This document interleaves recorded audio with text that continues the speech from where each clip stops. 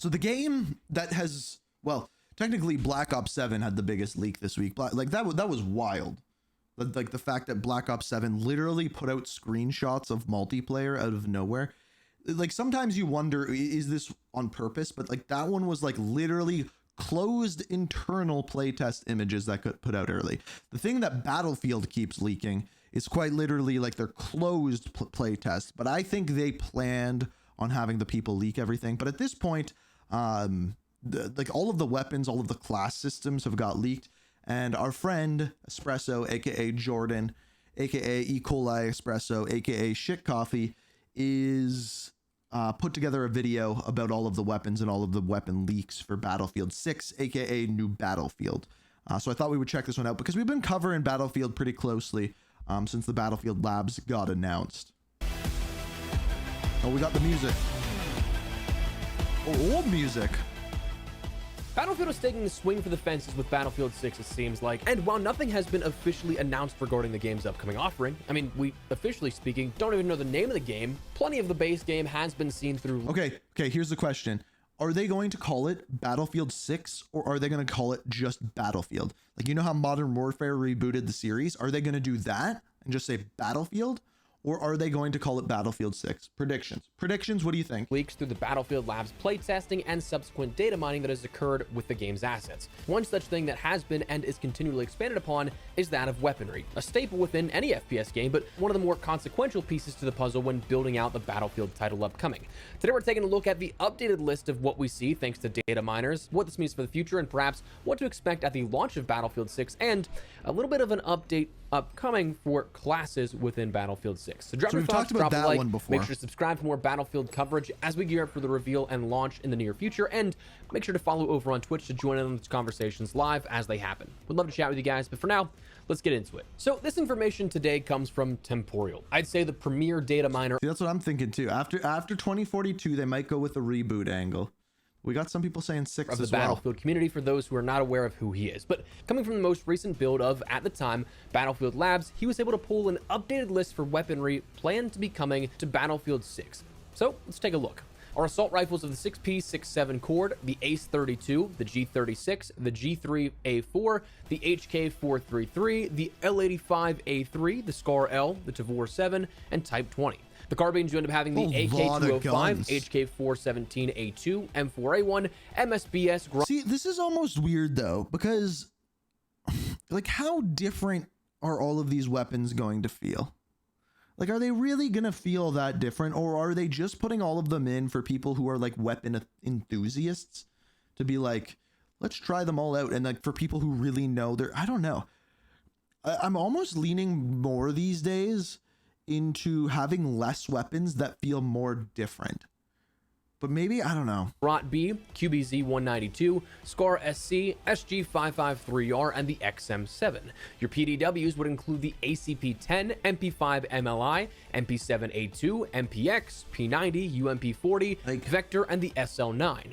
Your LMGs apparently include the M240L, the M27 IAR, the M60 E6, the MG4, the RPKM, the Ultimate 100, and the XM250.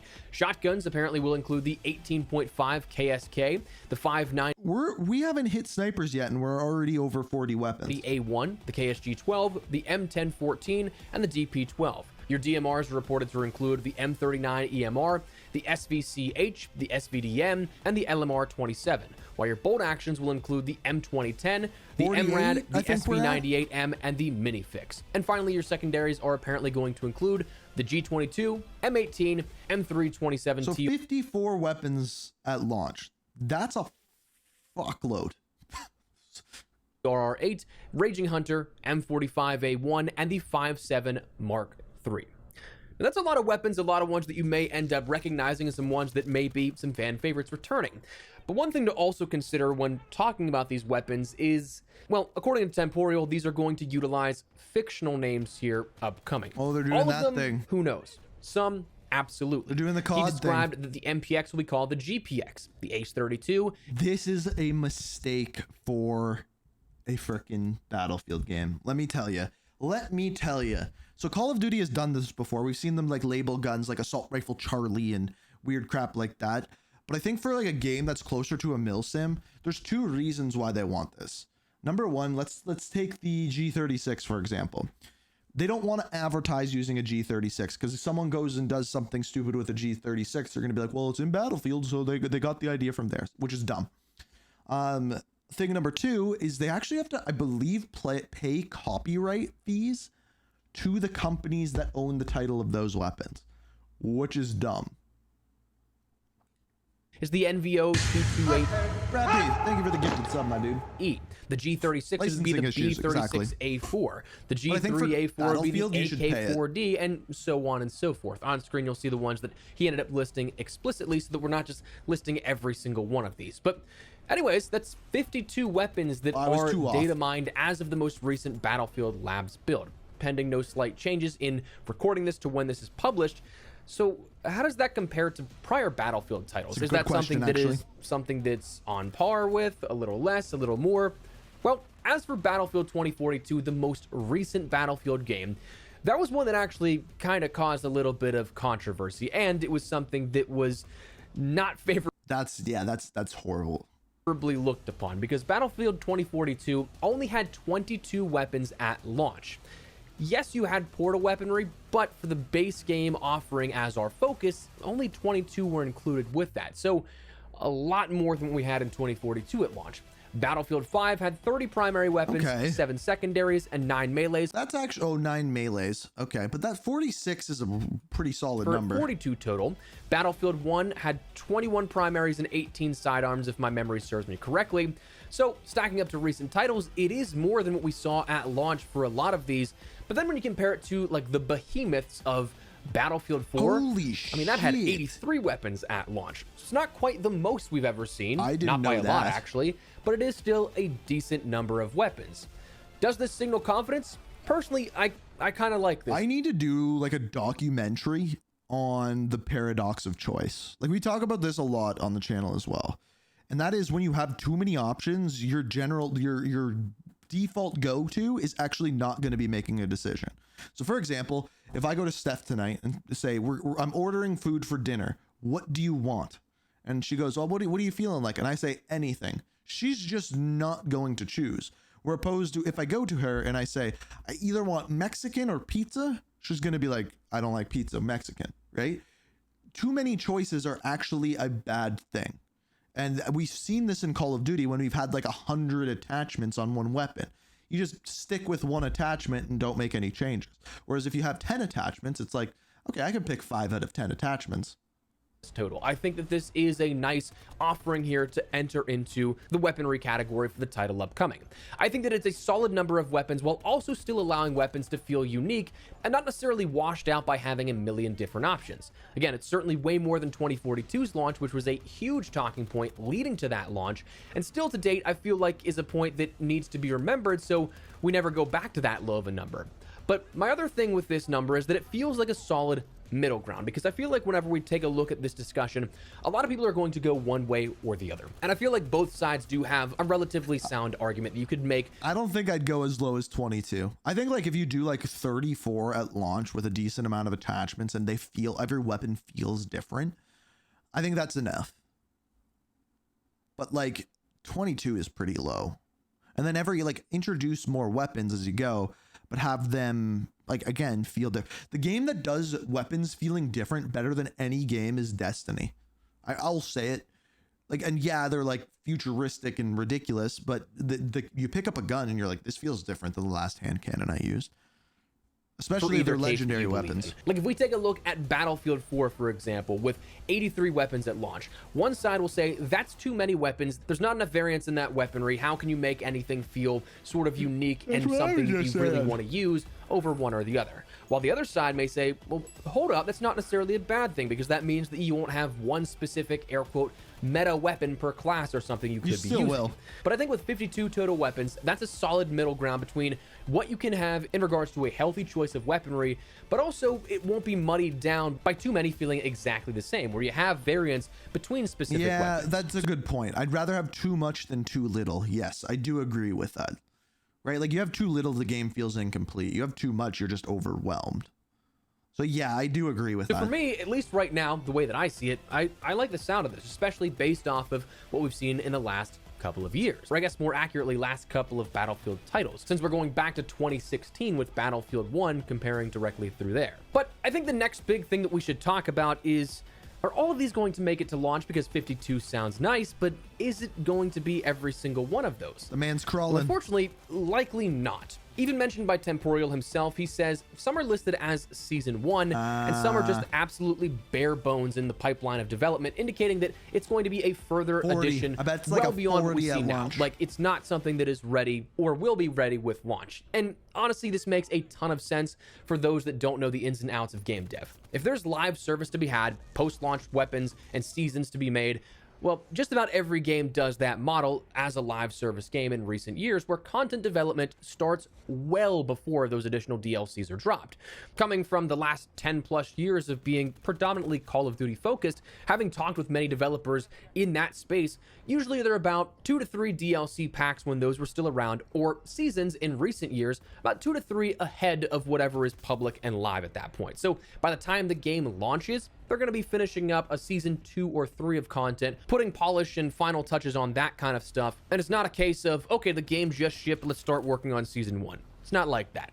So while this is the case, that could maybe eliminate a handful of weapons probably from this total listing, bringing maybe from 52 down to 45 or something like that, depending on how many they introduce per season. And if there's only marked right now for season 1, I don't think it would be all that many. So while it might not be the total 52, you still will have a solid number of weapons likely coming at launch if this list is indeed true. So that is the weaponry that we've heard of as of recently, and some updates to that listing we've talked about before. But I also want to mention that a class update appears to be coming soon as So this well. is the part that so I'm this might be interested in. something that you remember was a sort of heavily contested topic. On the 21st of last month, we learned about the class system plan for the next Battlefield title. Actually, in a oddly, today, as I record this, we may get another Battlefield Labs update on Twitter. I'm going to check that right now, see if update it's up. entitled The Class System Part 1. In this, they detailed their initial plans for what they were making for how Battlefield would work fundamentally, where the big thing most people focused on was weapons would be unlocked and be able to be used freely across the different classes in Battlefield 6.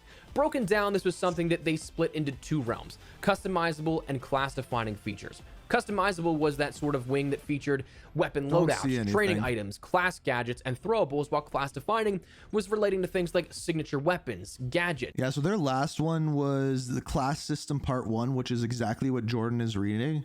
And that was on May 21st. And they were putting them out about every 2 weeks, because it was May 6th, then May 21st, April 18th. So I would be pretty surprised if we got one this week, but it's possible, because it's not going to be next week on July 4th. So we might actually get an update today. traits and For, weapon Battlefield. packages that was more so geared towards that weapon class.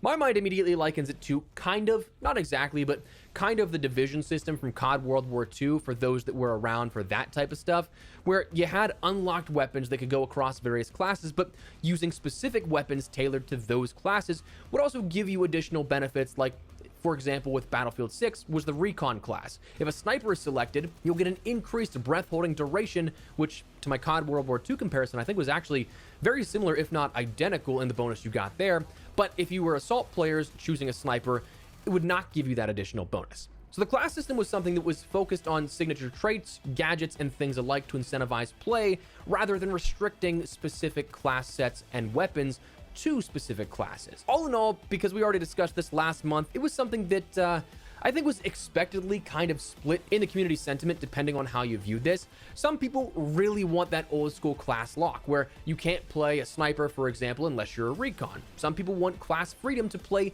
whatever they want and whatever class they want. Frankly, I don't envy the people that have to choose this kind of stuff, because eventually... So this is a thing like Call of Duty where no matter what, people are going to be angry. Like, no matter what, people are going to be angry. And when you've had enough games, like when you make a new IP for the first time, you can make it how you want and people have no expectations. When you're Call of Duty and you've made 21 games, different games are going to have different features, time to kill, little decisions like that. you're never going to make everyone happy. And knowing what that right decisions are, oh my God. You're gonna disappoint someone. But given we already knew we'd have a part 2 in the community update, Gunslinger43 on the official Battlefield Discord, an EA community team member, had replied to someone stating, "As we're continuing our tests, we will have a follow-up to the class topic in the near future. You can continue discussions and feedback around classes and other topics in the Battlefield Labs discussion channel, and we'll likely create a new dedicated channel when we have the next blog going out for you." So, near future is that mention on when we can expect a sort of revision or update to what we had heard previously. That kind of sounds promising, but when we look at when that exactly could be, it's still up in the air. If we look at the timeline of when these blogs came out for some sort of indicator, we'd see that the class system update was May 21st. There was a developmental update on May 4th. There was a destruction blog on April 18th. The gunplay blog released on March 7th, and the initial Battlefield Labs announcement was February the 3rd. So on average, we're seeing about a post a month. Some shorter, some longer in between, and this one sure seems like it's going to be a bit longer, given that it's already over a month, and we're approaching July next week since our last mention with the class system part 1 on May 21st. With the mention of near future mixed with the timeline for additional labs testing, it kind of seems like they're wanting to take in a bit more feedback before making any public announcements, and I do think that's fair. Gather as much data as possible. My guess on when this could happen is next week here perhaps, or I wouldn't be surprised if it's like the first week of July as well. So about a week or 2 weeks. They normally put them out on Fridays, and they're not going to put it out on July 4th weekend. So it's either this weekend, so today, the 27th, or July the 11th or something like that. From when this was mentioned that another blog update would be coming. But I am very curious to see what the outcome will be.